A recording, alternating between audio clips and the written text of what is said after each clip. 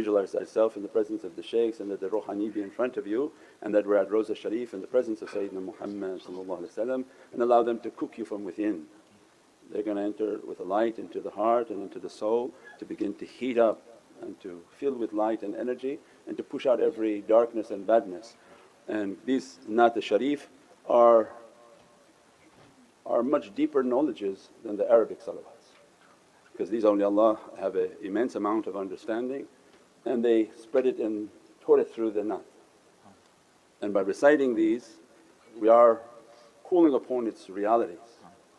We know it, we don't know it, it doesn't matter. These are haqqaiqs that enter into the soul. It's best to look at the books that we recite, we have them all online through the apps. And when you read from their kalam and what they've written, and when we recite it, it's the most powerful amal that you can do. Wa dhikrullahi akbar. This is all under dhikrullah, because every durood is Allahumma salli ala Sayyidina Muhammad. Everything is always zikr of Allah first. More powerful than any amal. They don't let me say it because then people will go out and quote it, but most powerful amal. Because every other amal you do is based on intention, right? Your salah, it doesn't count until Allah looks at the intention. What was in the heart of the servant at that time when they were praying, what were they thinking, what was their character. All these actions and the usul that we do it out of imitation because Allah commanded it.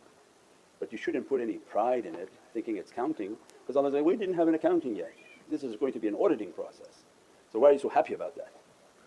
So you did it, that's why all their writings is, I came to my actions and I negated them. Not that I don't do them, somebody may hear wrong. No, we do what we've been commanded out of love, but we didn't put a value on it. We didn't say, oh, you know how much I pray? You know how much I gave? You know how much I have zakah? You know how much I went for this and for that? Or how much I did that or this? And they put a value on what they've done of their amal. And they come to teach us in our life that just you do the amal out of love. Negate it yourself before Allah has to negate it. Ya Rabbi, I don't put any value in these things I'm praying. I don't even think my heart is connecting. I think I have anger within me, I have bad characteristic within me. And that's the difference between regular people and people who study with awliya. That they were taught to negate yourself. Don't go up but go down. Tell yourself, I'm nothing. But before Allah has to tell me I'm nothing, and then Allah has to punish me to show me I'm nothing, I punish myself. Say, Ya Rabbi, why we have to be rough? I'm nothing, I'm nothing. I got my head to the ground. I don't need to be humbled by your punishment. I just beg your forgiveness.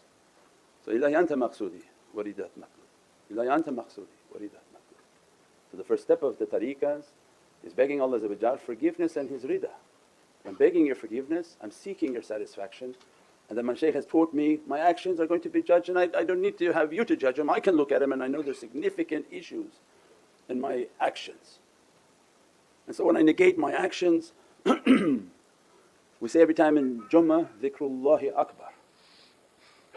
Why? Because in this remembrance and in these associations, these are voluntary, these are not mandated associations.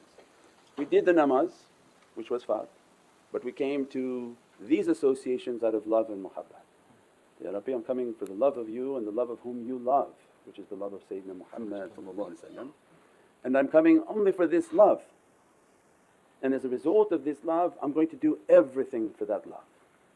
Then only I'll come and say, can Allah judge love? And why would He judge love? Love and muhabbat is not something that is judgeable. You have a level of love and you're supposed to compete. Prophet described, in deen competition is good, but in competition in what? In muhabbat, because there's no down, it's only up. Allah doesn't come to love and love from dunya, we're talking love of akhirah. Love in the way of the Divinely Presence, in service of the Divinely Presence, love in the way of Sayyidina Muhammad. How Allah want to judge that type of action? So there's no judgment. So when there's an amal that has no judgment and it's just a matter of blessings on how much we can get blessings, then the sky is the limit. As much as you're praising, as much as you're doing zikr, as much as you're serving, as much as you're attending, awliyaullah come into our lives and teaching Allah is just dressing and dressing and dressing the soul. And if you're doing something that can be immediately dressed upon the soul versus waiting for intention, that's why these awliya And all these religious realities were gained from the people of dhikr. There's not one of them that was not from the people of dhikr. There's not one wali or pious person that you come across and say, "You make dhikr?" Say, "No, I pray a lot." So, I give a lot of zakat, that's how I got sainthood. No, all of them are Ahl dhikr because they know that's not the secret. The secret was in their dhikr, their remembrance, their good character, acts of love, khidmat, and to serve in the way of Allah. And the Sahabi, how they beat us into every service, they gave their life for Sayyidina Muhammad. They gave for Allah but they didn't see Allah. Many people think they represent Allah. They gave for the love of Sayyidina Muhammad.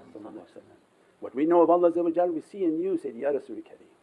What we learned of compassion we see within you, what we learned of generosity we see within you, we give our life and death with you. That's khidmat. As a result of that, that station can't be achieved by anyone because we're not at that place to see Prophet and be amongst and to give our life in service. But you can.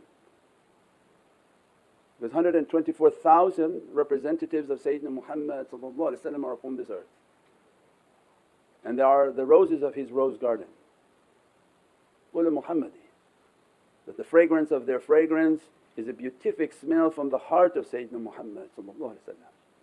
You'll know them by how they talk and how they celebrate and how they spend everything in the way of that love, and as a result they make the deen to be real. They go and